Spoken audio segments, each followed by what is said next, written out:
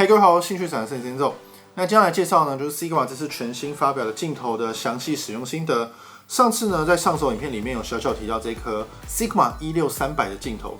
那现在呢，就来分享说我在东京也是一样，我同时使用 BF 还有这颗16300所带来的使用体验。那这颗16300，我就话说在前头 ，APS-C 用户准备好你的钱，这颗镜头应该蛮值得购买的。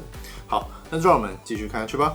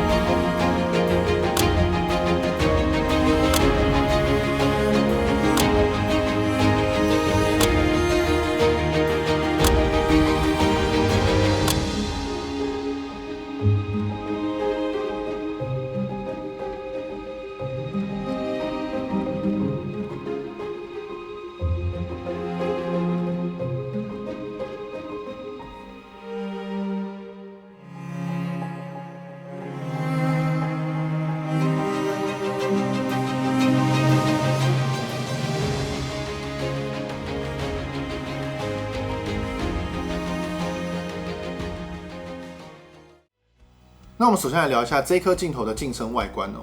首先，这颗镜头呢，其实你说真的，它其实没有到非常的大，大概这个样子。然后重量上的话呢，我觉得算是对得起它这个焦段，因为它毕竟从16端起跳，所以重量上的话呢，我个人觉得呢，绝对算是不重的，你绝对是拿得动这颗镜头的。这样，然后它变焦的时候呢，整个镜身的伸长幅度呢，我觉得相当的长，相当的可爱。然后这边一定要提到，就是说它的阻尼呢，算是力道非常的强劲，就是我现在用力转给各位看，我现在用力转哦。用力转是这个速度，一般的镜头用力转是啪啪啪啪，懂我意思吗？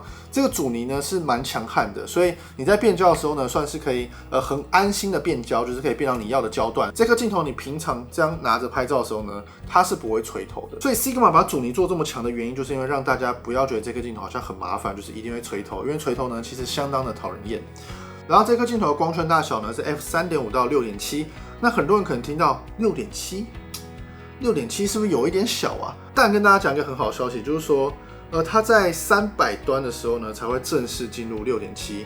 当然，我们知道这个光圈的变化呢，可能不一定跟光圈数值是100%一模一样的，所以它的光圈呢，在180端还有6.3哦，各位，它很晚呢才进入6.7。这个光圈值的表现呢，我觉得是很优异的。我个人觉得比较可惜的一点就是说，这颗镜头呢，只有一个按钮在镜身上，就是 Lock。把镜头锁住，这样你就不能做变焦的动作。但我自己呢，已经很习惯说左边有一颗自定按钮，我可以做对焦固定的动作，这个没有，所以我觉得蛮可惜的。因为我在旅游上使用呢，也蛮常会用在镜身上面，就是做对焦固定，因为这样我可以确保我要拍的主体的对焦点就在那嘛。镜身上没有按钮呢，让我觉得有一点小可惜。那我们来聊一下这一颗镜头的最大特色哦。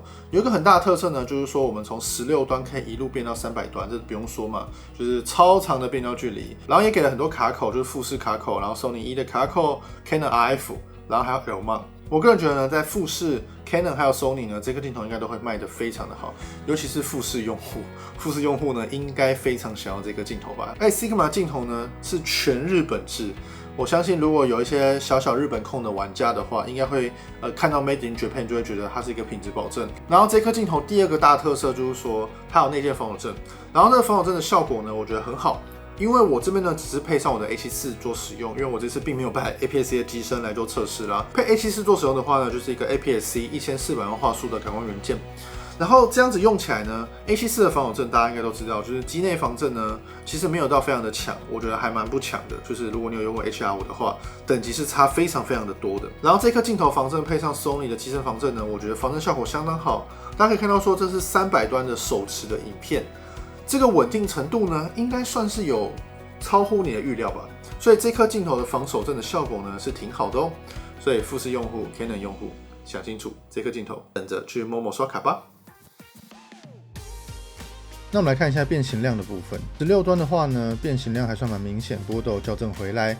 然后70端的话呢也有，但在180端跟300端呢，其实变形量本身就已经很小喽。那我们接下来看一下16端的画质。中央画质的话呢，到 F8 的表现呢都还算相当优异。F16 左右之后呢，有明显的下降。广角端的边角画质表现呢，不是到太理想。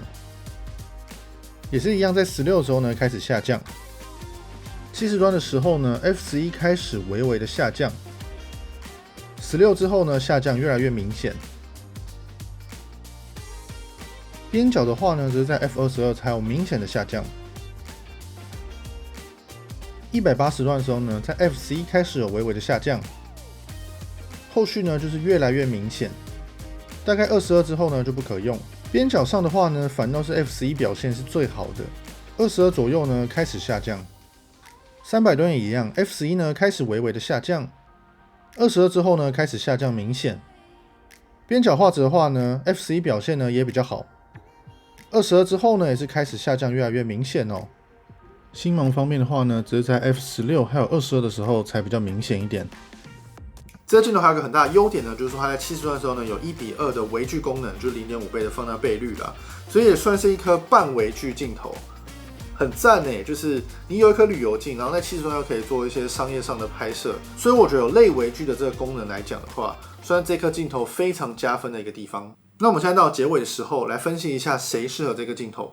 那不用说嘛，这颗镜头焦段呢，就是所谓的旅游镜，就是我们在旅游上的话呢，非常的泛用。要广角的话有16端，16端的话呢是等效24mm，等效24mm呢，赞，超赞。然后你有一颗24到450焦段的镜头，够远吧？够远吧？你想要特写任何东西都可以，你想要像我这张照片在拍鸟一样也可以，你想要在城市中拍出压缩感的话，这个镜头也非常的方便，你完全不用换镜头。唯一的问题呢，就是光圈比较小，但你要做到这么长倍率的变焦镜头，光圈一定就是会这么小，所以光圈小呢，并不是这颗镜头的缺点，它的光圈表现呢，我觉得已经算不错了。那谁不适合这颗镜头呢？如果你跟我比较像的话，因为我个人的话呢，还蛮喜欢就是大光圈的散景。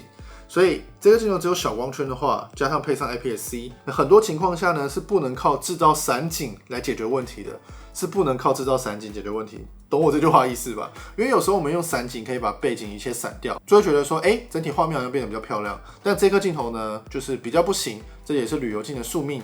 比较不行的情况下，你就是必须要认真的构图。这一方面来说呢，也更可以训练你的摄影眼啦。然后这边题外话再讲一个东西，就是我用 A7 配这个镜头呢录了很多的影片，然后我觉得 A7 配它呢超级赞，还有 A7C2， 因为 A7 跟 A7C2 这两台相机呢都会做超采样的动作，在 4K 60P 的时候都是 4.6K 超加 4K， 所以画质体验呢相当良好。那以上呢就是关于这颗镜头新的报告，希望对你有帮助。那如果喜欢的话呢，欢迎帮我订阅、分享、打开小铃铛。我是兴趣的真的直接走，谢谢各位，我们下回再见，拜拜。